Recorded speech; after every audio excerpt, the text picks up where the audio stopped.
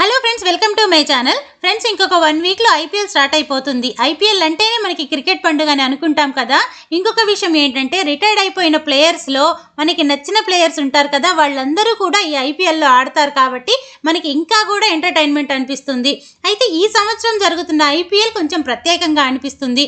ఎందుకంటే మొన్న జరిగిన ఆక్షన్లో కొంతమంది ప్లేయర్స్ని రిలీజ్ చేసిన తర్వాత వాళ్ళని వేరొక టీం వాళ్ళు తీసుకోవటం వలన మొత్తం కూడా జిగ్జాగ్ అయిపోయింది. మనకి కొంతమంది ప్లేయర్స్ అంటే ఆ టీం గుర్తొస్తుంది. ఉదాహరణకి రిషబ్ పంట్ అంటే మనకి ఢిల్లీ గుర్తొచ్చేది, కానీ అతన్ని రిలీజ్ చేసిన తర్వాత లక్నో వాళ్ళు తీసుకొని లక్నో వాళ్ళు కెప్టెన్సీ ఇచ్చారు. కానీ మనకి రిషబ్ పంట్ అంటే ఢిల్లీలో కెప్టెన్సీ చేస్తున్నాడు అని గుర్తొచ్చేది. అలా మనకి అలవాటు అయ్యేంత వరకు కొంచెం కొత్తగా అనిపిస్తుంది. ఒక 3-4 మ్యాచెస్ అయిపోయిన తర్వాత మనకి కొంచెం అలవాటు అయిపోతుంది. అయితే ఈరోజు మనం మాట్లాడుకుంటున్న టాపిక్ ఏంటంటే, మనకి రాజస్థాన్ రాయల్స్ కెప్టెన్సీ అంటే ఫస్ట్ గుర్తొచ్చేది సంజు శాంసన్. గత కొద్ది రోజులుగా సంజు శాంసన్ రాజస్థాన్ రాయల్స్కి కెప్టెన్సీగా చేస్తున్నాడు. కానీ ఈ సంవత్సరం తనని ట్రేడ్ ద్వారా చెన్నై వాళ్ళు తీసుకొని అతని ప్లేస్లో రవీంద్ర జడేజాని ఇంకా శామ్ కరణ్ని ఆర్ఆర్ టీంకి ఇవ్వటం జరిగింది. ఆ తర్వాత రాజస్థాన్ రాయల్స్కి ఇప్పుడు కెప్టెన్సీ ప్లేస్ ఖాళీగా ఉంది కాబట్టి కెప్టెన్సీ ప్లేస్ని రియాన్ పరాగ్ ఇవ్వటం జరిగింది.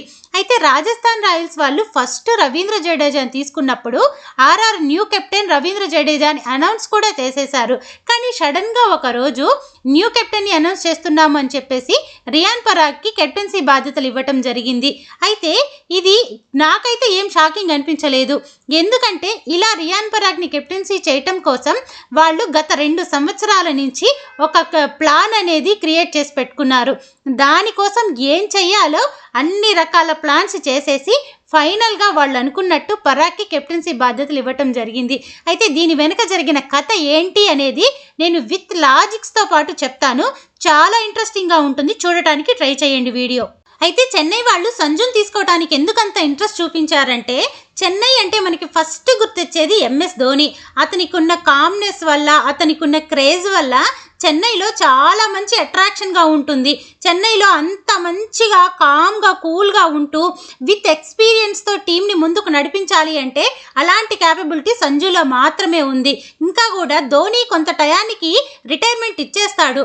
అప్పుడు ఆ క్రేజ్ అలాగే మెయింటైన్ చేస్తూ టీంని జాగ్రత్తగా ముందుకు తీసుకెళ్లాలంటే అతన్ని రీప్లేస్ చేసే ప్లేయర్ సంజు కాబట్టి అతన్ని తీసుకోవటానికి చాలా ఇంట్రెస్ట్ చూపించారు. కానీ సంజు కోసం కేవలం చెన్నై వాళ్ళేనా అంటే కాదు, ముంబై వాళ్ళు, ఢిల్లీ వాళ్ళు, కలకత్తా వాళ్ళు, ఈ 3 టీమ్స్ కూడా ట్రై చేశారు సంజు కోసం. ముంబై వాళ్ళకి ఏంటంటే వాళ్ళకి కరెక్ట్ ఓపెనర్ లేడు, కీపర్ లేడు. సో సంజుని తీసుకుంటే మొత్తం సెట్ అయిపోతుందని చెప్పి వాళ్ళు ఇంట్రెస్ట్ చూపించారు. నెక్స్ట్ కోల్కత్తా వాళ్ళు, వాళ్ళ టీం పరిస్థితి అందరికి అర్థమైంది. వాళ్ళకి కరెక్ట్ కెప్టెన్సీ లేదు కాబట్టి కెప్టెన్సీ పరంగా సంజు చాలా బెటర్ కాబట్టి వాళ్ళు ట్రై చేశారు. నెక్స్ట్ ఢిల్లీ వాళ్ళు కూడా తీసుకోవడానికి ట్రై చేశారు. ఆ ప్లేస్లో కేఎల్ రాహుల్ని కానీ ట్రిస్టన్ స్టబ్స్ని కానీ పంపిస్తారని కూడా ఒక టాక్ నడిచింది. కానీ ఫైనల్గా వీళ్ళకంటే ఎక్కువగా ట్రై చేసింది చెన్నై వాళ్ళు. ఆ అవసరం కూడా చెన్నైకి ఉంది కాబట్టి ఫైనల్గా ఒక ట్రేడ్ ద్వారా చెన్నైకి సంజు వెళ్ళిపోయాడు. అయితే ఇలా వెళ్ళక ముందు జరిగిన ఒక స్టోరీ ఉంది, అది చెప్తాను చూడండి. 2024 ఐపీఎల్ అయిపోయిన తర్వాత నెక్స్ట్ మళ్ళీ 2025 ఐపీఎల్ జరిగే టైంకి ఒక మెగా ఆక్షన్ అనేది జరుగుతుంది. ఆ ఆక్షన్లో జరగటం కోసం మీ టీంలో ఇంతమంది ప్లేయర్స్ మాత్రమే ఉంచుకొని మిగతా ప్లేయర్స్ అందరినీ కూడా రిలీజ్ చేసేయాలి అని చెప్పి ఒక డెసిషన్ తీసుకోవటం జరిగింది. అప్పుడు టీంలో ఉన్న వాళ్ళందరిలో కూడా మంచి క్యాపబిలిటీ ఉండి గట్టి ప్లేయర్స్ని ఉంచుకొని మిగతా వాళ్ళు కష్టమైనా కూడా వాళ్ళని మొత్తం రిలీజ్ చేసేయటం జరిగింది. ఆ క్రమంలో ఏం జరిగిందంటే, రాజస్థాన్ రాయల్స్లో జాస్ బట్లర్ని, ట్రెంట్ బౌల్ట్ని వాళ్ళిద్దరిని రిలీజ్ చేసేశారు. అయితే వాళ్ళిద్దరు ఎంత కీ ప్లేయర్స్ అనేది మ్యాచెస్ చూసిన మనందరికీ కూడా తెలుసు. Of course Jos Buttler 1-2 matches fail అవ్వచ్చేమో, కానీ అతని ఎక్స్పీరియన్స్ అద్భుతమైన ఎక్స్పీరియన్స్. ఎన్నో మ్యాచెస్ ఇంకా 1000% ఓడిపోతాయి అన్నయ్య కూడా నిలబడి గెలిపించిన టైం చాలా ఉంది. ఇంకా ట్రెంట్ బౌల్ట్ విషయానికే వస్తే అతను ఇంటర్నేషనల్ బౌలర్. పవర్ ప్లేలో అతను తీసే వికెట్స్ కారణంగానే మనకి మ్యాచ్ అనేది డిసైడ్ అయిపోతుంటుంది. అంత మంచి బౌలర్. వాళ్ళిద్దరినీ రిలీజ్ చేసేశారు. అయితే ఆ టైంలో మేనేజ్మెంట్కి సంజు ఒక చిన్న సజెషన్ ఇచ్చాడు. వాళ్ళిద్దరిని రిలీజ్ చేయొద్దు, అట్లీస్ట్ కనీసం ట్రెంట్ బోల్ట్నైనా ఉంచండి, మనకి బౌలింగ్లో చాలా ఇబ్బంది అయిపోతుంది, టీం చాలా కష్టాల్లోకి వెళ్ళిపోతుంది, అతను ఉండాలి అని. కానీ సంజు విషయం చెప్పిన ఒక్క మాటని వాళ్ళు వినటానికి కూడా సిద్ధంగా లేరు మేనేజ్మెంట్. వాళ్ళు అనుకున్నది అనుకున్నట్టు జాస్ బట్లర్ని, ట్రెంట్ బోల్ట్ని రిలీజ్ చేసేశారు. కానీ తిరిగి వాళ్ళని తీసుకోవటానికి కూడా వాళ్ళు సిద్ధంగా లేరు ఆక్షన్లో. అలాంటప్పుడు సంజుకి కొంచెం అక్కడ డిఫరెన్స్ అనేది వచ్చింది మేనేజ్మెంట్కి సంజుకి. అయితే తర్వాత ఏమైపోయింది, కొన్ని రోజుల్లో 2025 IPL స్టార్ట్ అవుతుంది అనగా సంజుకి ఒక చిన్న ఇంజ్యూరీ జరిగి ఫింగర్కి ఒక సర్జరీ అనేది జరిగింది. అయితే ఆ సర్జరీ కారణంగా 2025 IPLకి వచ్చిన ప్రాబ్లం ఏమీ లేదు. IPL స్టార్ట్ అవ్వక ముందే అతను ఫిట్ అయిపోయాడు, అతను కోలుకున్నాడు. అతనికి చేసిన ఫిట్నెస్ టెస్ట్లో కూడా అతను ఇంకా ఆడొచ్చు అని చెప్పి కూడా చెప్పడం జరిగింది. అయితే ఇక్కడ ఏమైందంటే వీళ్ళు ఏం చేశారు, రియాన్ పరాగ్కి కెప్టెన్సీ బాధ్యతలు ఇవ్వాలి అని వాళ్ళు 2 సంవత్సరాల క్రితమే డిసైడ్ అయి ఉన్నారు. కాబట్టి ఇప్పుడు సంజుకి మేనేజ్మెంట్కి వచ్చిన చిన్న ఆ డిస్టర్బెన్స్ని వాళ్ళు యూజ్ చేసుకున్నారు. ఆ కారణంగా సంజు ఫిట్గా ఉన్నా కూడా ఫస్ట్ 3 మ్యాచెస్ అతని కెప్టెన్సీగా ఉండడు, అతని ఇంజురీ వల్ల అని అతని పక్కన కూర్చోబెట్టేశారు. ఆ టైంలో రియాన్ పరాగ్కి కెప్టెన్సీ బాధ్యతలు ఇచ్చి తీసుకురావటం జరిగింది. అతన్ని తీసుకొచ్చిన తర్వాత జరిగిన విధ్వంసం ఏంటనేది మనందరికీ తెలుసు. ఎక్కడ ఏ బౌలింగ్ వేయించాలో తెలియదు. అట్లీస్ట్ ఒక ఎక్స్పీరియన్స్గా ఉన్న జాస్ బట్లర్ లాంటి ప్లేయర్స్ కూడా టీంలో లేరు. ఇంకా వాళ్ళిద్దరినీ తీసేసి ఎవరినైతే ఉంచుకున్నారో హెట్మేయర్ని, ధ్రువ్ జురెల్ని 14 కోట్లు ఇచ్చి వాళ్ళని ఉంచుకున్నారు. ఎందుకు, వీళ్ళకంటే వాళ్ళు ఎక్కువ క్యాపబుల్ అనే కదా. కానీ వాళ్ళు ఏం చేశారు, ఫినిషర్గా ఉండాల్సిన వాళ్ళు 1 రన్లు 2 రన్లు కూడా కొట్టలేక మ్యాచెస్ మొత్తం ఓడిపోయే స్థితికి తీసుకొచ్చేశారు. అట్లీస్ట్ టాప్ 4లో ఉండటానికి కూడా ప్రయత్నం చేయలేదు. సంజు కెప్టెన్గా ఉన్న టైంలో ఒకసారి రన్నరప్గా తీసుకెళ్లాడు, మరొకసారి సెకండ్ ఎలిమినేటర్ దాకా తీసుకెళ్లాడు. కానీ చివరికి టాప్ 4లో ఉండటానికైనా ప్రయత్నించేవాడు. కానీ ఇంత దారుణంగా టాప్ 4లో కాకుండా ఇంకా బాటంలో ఉండే సిచ్యువేషన్ మాత్రం సంజు ఉండంగా ఏ రోజు జరగల. కానీ రియాన్ పరాగ్ ఆ పరిస్థితికి టీంని తీసుకొచ్చేశాడు. అలా టీంలోకి సంజుని కొన్ని రోజులు కెప్టెన్సీగా తీసుకొస్తారు, మరికొన్ని రోజులు ఫిట్గా లేడంటారు, మరికొన్ని రోజులు హెల్త్ బాగాలేదంటారు.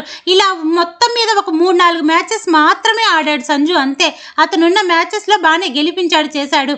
కానీ మిగతా టైంలో సూపర్ ఓవర్లో కూడా ఎలా చేంజ్ చేయాలో కూడా అర్థం కాక రియాన్ పరాగ్ ఆ మ్యాచ్ కూడా ఓడిపోయి లాస్ట్లో 1 రన్ను 2 రన్లు కూడా కొట్టలేక గెలిపించలేక హెట్మేయర్ ఫినిషర్గా ఉండి కూడా అలా మ్యాచెస్ ఓడిపోతున్నారు.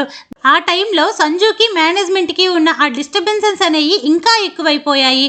ఇంకా ఆ టైంలో రాహుల్ ద్రావిడ్ గారు కోచ్గా కూడా ఉన్నారు, అతనికి మేనేజ్మెంట్కి కూడా డిస్టర్బెన్సెస్ వచ్చాయి.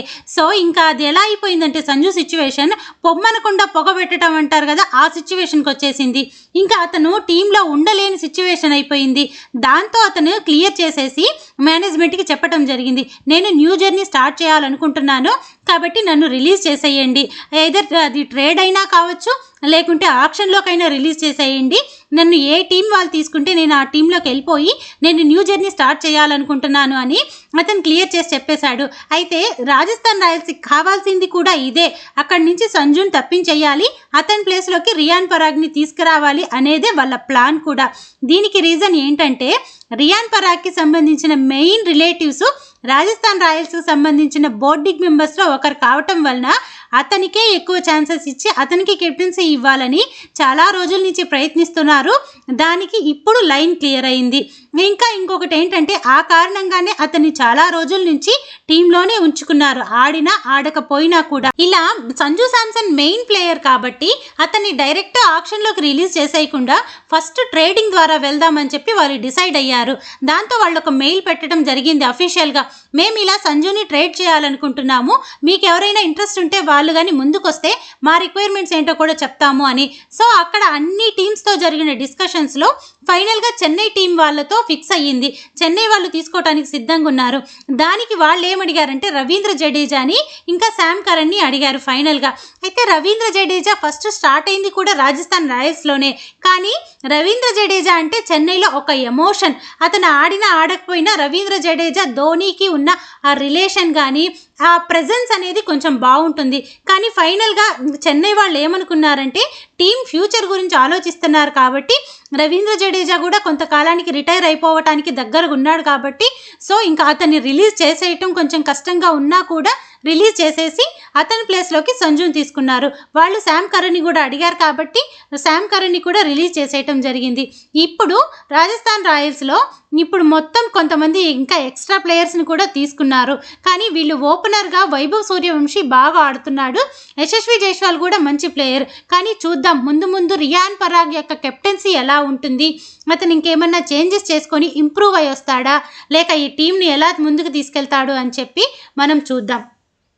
అయితే సంజు ఆర్ఆర్ నుండి బయటకు వచ్చి చాలా మంచి డెసిషన్ తీసుకున్నాడు. ఎందుకంటే తను ఎంత మంచి ప్లేయర్, తనకి ఎంత క్యాపబిలిటీ ఉందనేది మనకి తెలుసు. కానీ ఎంత గొప్పగా అతను ఆడినా కూడా అతనికి ఆవగింజంత గుర్తింపు కూడా రావట్లేదు ఆర్ఆర్లో ఉండంగా. దానికి కారణం ఏదైనా కావచ్చు. అతని కష్టానికి అతని టాలెంట్కి ఒక గుర్తింపు రావాలంటే అతను బయటికి వచ్చేయాల్సిందే. అతను బయటికి వచ్చిన తర్వాత ఏ టీంలో ఉన్నా కూడా అతనికి మంచి గుర్తింపే వస్తుంది. అది ఇంకా చెన్నైలో ఉంటే ఇంకా మంచి గుర్తింపు వస్తుంది. ఎందుకంటే ఇతను ఒక కేరళ ప్లేయర్. కేరళకి చెన్నైకి పెద్ద డిఫరెన్స్ ఏమి ఉండదు, రెండు ఒకలాగే ఉంటాయి. అండ్ మోర్ ఓవర్ ఎంఎస్ ధోనికి సంజుకి చాలా మంచి రిలేషన్ ఉంది.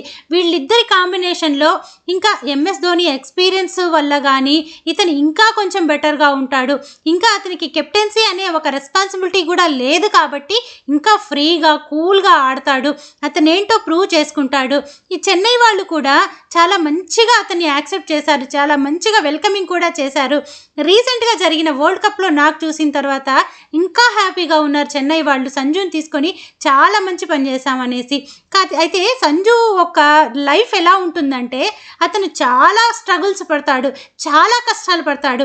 కానీ ఫైనల్గా అతనికి వచ్చే రిజల్ట్ అనేది అతను పడిన కష్టాలకి 10 times ఎక్కువ ఉంటుంది. అతనికి ఉన్న కానీ అతను నమ్ముకుంటూ ముందుకెళ్తాడు కదా, అదనేది మెయిన్గా ఉంటుంది. అలా ఆర్ఆర్ టీంకి రియాన్ పరాగ్ కెప్టెన్సీ బాధ్యతలు తీసుకున్నాడు.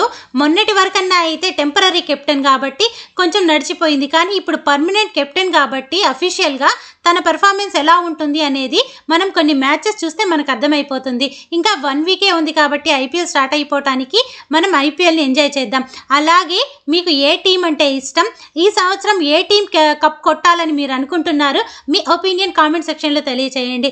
అలాగే నేను చెప్పిన ఈ విషయాలలో 1% అన్న లాజిక్ ఉంది కదా, నిజమే కదా అని అనిపిస్తే నా వీడియోని లైక్ చేసి హైప్ చేయండి. అలాగే మీ ఫ్రెండ్స్కి షేర్ చేయండి. మన ఛానల్ సబ్స్క్రైబ్ చేసుకొని నన్ను సపోర్ట్ చేయండి. Thank you friends.